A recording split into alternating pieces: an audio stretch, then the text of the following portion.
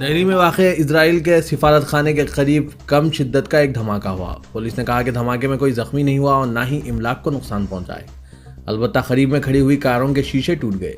یہ دھماکہ وجے چوک سے 1.5 کلومیٹر کی دوری پر ہوا، جہاں پر صدر جمہوریہ رام ناتھ کووند، وزیر اعظم نریندر مودی اور حکومت کے سینئر حکام موجود تھے۔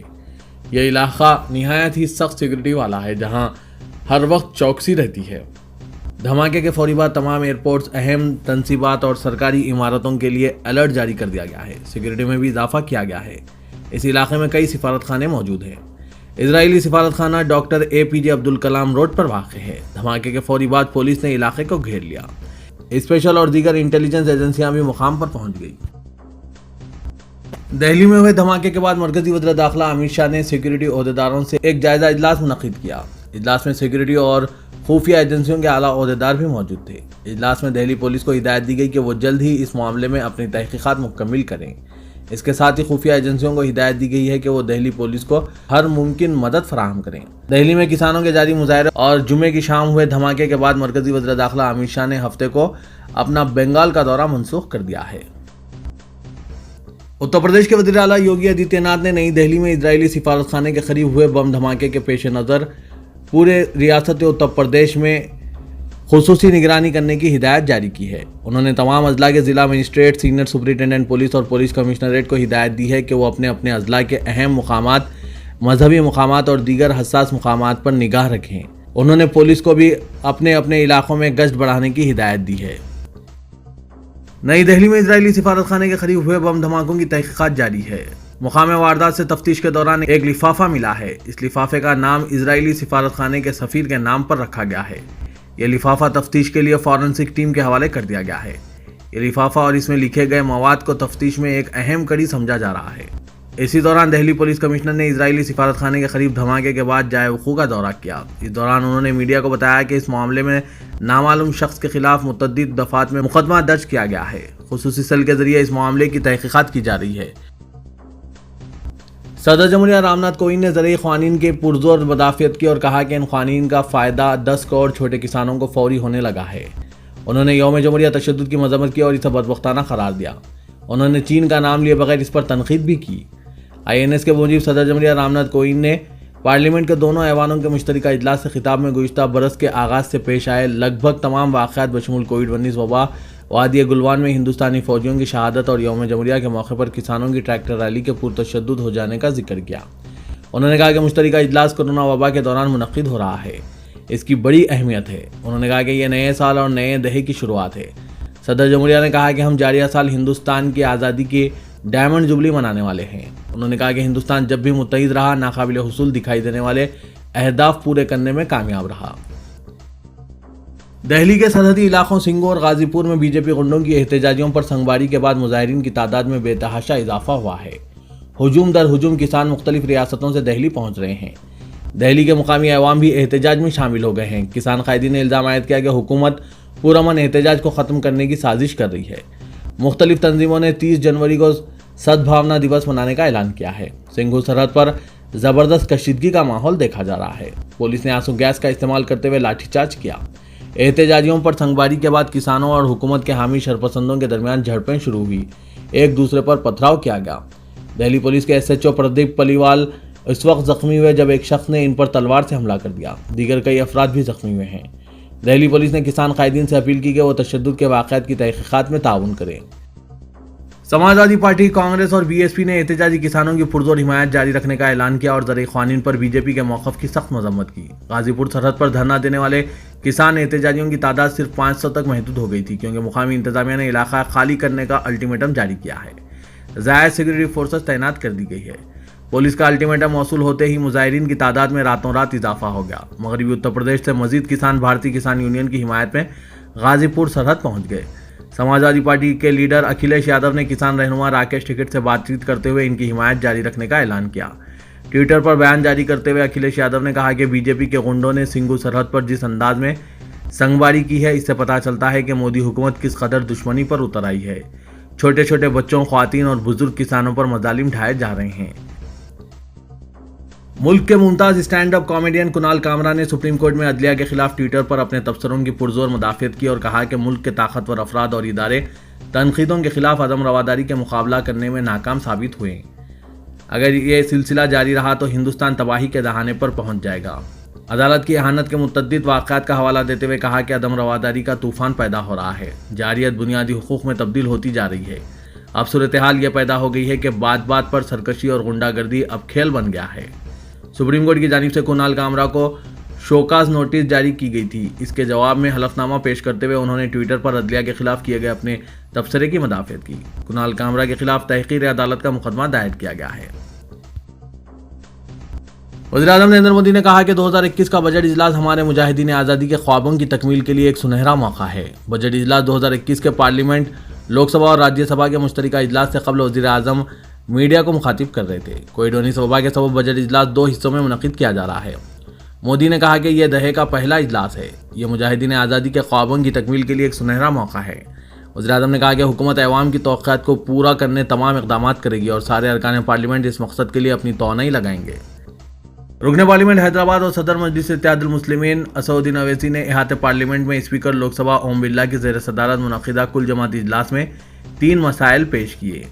اویسی نے کل جماعتی اجلاس میں چین اور بھارت کے حدود، زرعی قوانین اور اقلیتی امور پر بحث میں حصہ لیا.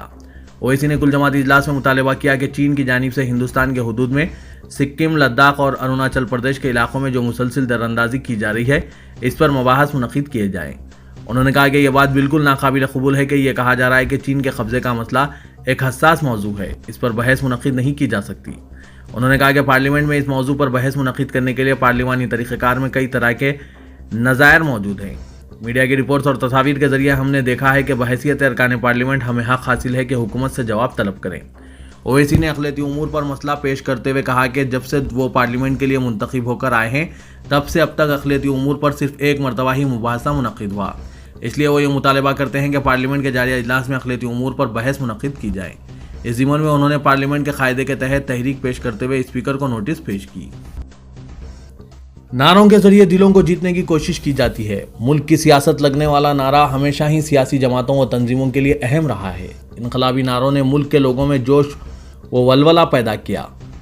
وہیں آج بھی سیاسی و سماجی تنظیمیں اپنی اپنی بیداری مہم کے لیے نعروں کا سہارا لیتے ہیں. بنگال کی سیاست میں ان دنوں نعروں کی گونج سنائی دے رہی ہے. ہر سیاسی جماعت اپنے خاص نعروں کے ذریعے لوگوں کو متوجہ کرنے کی کوششوں میں مصروف ہیں. بی جے پی نے جے شری رام کے نعرے کے ساتھ سیاسی مہم کی شروعات کی ہے، لیکن بنگال کی سیاست میں جے شری رام کا نعرہ شاید بی جے پی کے لیے مددگار ثابت نہ ہو. نیتا جی سبھاش چندر بوس کے یوم پیدائش کے موقع پر مرکزی حکومت کی جانب سے منعقدہ پروگرام میں وزیر اعظم کی موجودگی میں لگے جے شری رام کے نعرے پر تنازع شروع ہو چکا ہے. آر ایس ایس نے جے شری رام کے نعرے سے بی جے پی کو نقصان پہنچنے کا اندیشہ ظاہر کرتے ہوئے بی جے پی سے اس کی وضاحت طلب کی ہے. آر ایس ایس کے بنگال انچارج جشنوبا سونے نے نیتا جی کے یوم پیدائش پر منعقدہ پروگرام میں جے شری رام کے نعرے سے پارٹی کو نقصان پہنچنے کا اندیشہ ظاہر کرتے ہوئے کہا کہ ممتا بنرجی نے تجربہ کار سیاستدان کی طرح اس کی مخالفت کر کے سیاسی فائدہ اٹھانے کی کوشش کی اور جے ہند اور جے بنگلہ کا نعرہ لگایا. بنگال اسمبلی الیکشن میں نعرے اور بیان بازی کی سیاست میں کون کس پر بھاری پڑے گا یہ دیکھنا اہم ہے. مسجد حرم میں خانہ کعبہ کے عین اوپر مکمل چاند نمودار ہوا ہے. عرب نیوز کے مطابق جمعے کے پہلے گھنٹے میں حرم میں موجود لوگوں نے یہ منظر دیکھا ہے. اس سے پہلے جدہ آسٹرونومی ایسوسی ایشن کے صدر ماجد ابو ذرا نے سماجی رابطے کی سائٹ انسٹاگرام پر بتایا کہ سعودی عرب کے وقت کے مطابق رات 12:43 پر کعبے کے ساتھ چاند کی صف بندی ہوگی. انہوں نے مزید بتایا کہ چاند زمین سے 3,81,125 کلومیٹر کے فاصلے پر 99% سے زیادہ روشن ہوگا. سعودی وزارت داخلہ نے کہا ہے کہ کورونا وائرس کے کیسز میں مسلسل اضافے کے پیش نظر ایئرپورٹس، بندرگاہوں اور بڑی سرحدی چوکیوں سے آمد و رفت کے حوالے سے مکمل سفری پابندیوں کے خاتمے کی تاریخ میں توسیع کی گئی ہے. اب 31 مارچ کے بجائے 17 مئی 2021 سے سفری پابندیاں ختم کی جائے گی. تلنگانہ کی governor doctor T Soundara Rajan نے ریاست کی تمام یونیورسٹیز کے وائس چانسلر اور رجسٹرارز کو ہدایت دی کہ 1 فروری سے کیمپس کی کشادگی کے موقع پر طلباء کے تحفظ کے لیے تمام ضروری احتیاطی تدابیر اختیار کی جائیں. تلنگانہ کی گورنر نے کہا کہ طلباء کی صحت، تحفظ اور ذہنی و غذائی اعتبار سے سیفٹی کی غیر معمولی اہمیت ہے. ایسے وقت جبکہ 1 فروری سے باقاعدہ کلاسز کا آغاز ہونے جا رہا ہے، तमाम यूनिवर्सिटीज़ को एहतियाती तदाबीर पर तवज्जो मरकूज़ करनी चाहिए। गवर्नर ने यूनिवर्सिटीज़, वाइस चांसलर्स और रजिस्ट्रार्स के साथ कॉलेजेस के आगाज़ के सिलसिले में कोरोना एहतियाती तदाबीर का जायजा लिया। नायब सदर नशीन कौमी अक़लियती कमीशन आतिफ रशीद ने तारीख़ी मक्का मस्जिद में नमाज जुम्मा अदा की। नई दिल्ली से हैदराबाद आमद के फौरी बाद वो मक्का मस्जिद पहुंचे। सुपरिटेंडेंट मक्का मस्जिद Abdul Khadir Siddiqui, district minority welfare officer Mohammad Qasim, वक्फ बोर्ड के असिस्टेंट सेक्रेटरी फारूक आरिफी और दूसरों ने इनका इस्तकबाल किया। आतिफ रशीद ने मक्का मस्जिद का मुआयना किया और इसकी खूबसूरती और तर्ज तामीर से मुतासिर हुए। उन्होंने मस्जिद की तज़य्युनों और तामीरी कामों का भी जायजा लिया। आतिफ रशीद ने आसिफ जा शशम नवाब मीर महबूब अली खान की मज़ार पर हाज़री दी और फातिहा ख्वानी की। आतिफ रशीद 3 रोज़ा दौरे पर हैदराबाद में हैं और वो मुख्तलिफ अक़लियती इदारों की कारकर्दगी और मरकज़ी स्कीमात पर अमल आवरी का जायजा लेंगे। नामपल्ली मेट्रोपॉलिटन कोर्ट के स्पेशल सेशन जज ने गोशा महल के बीजेपी रुकन असेंबली टी राजा सिंह को पुलिस पर हमला केस में 1 साल की सज़ा और 5,000 जुर्माना आयद किया है।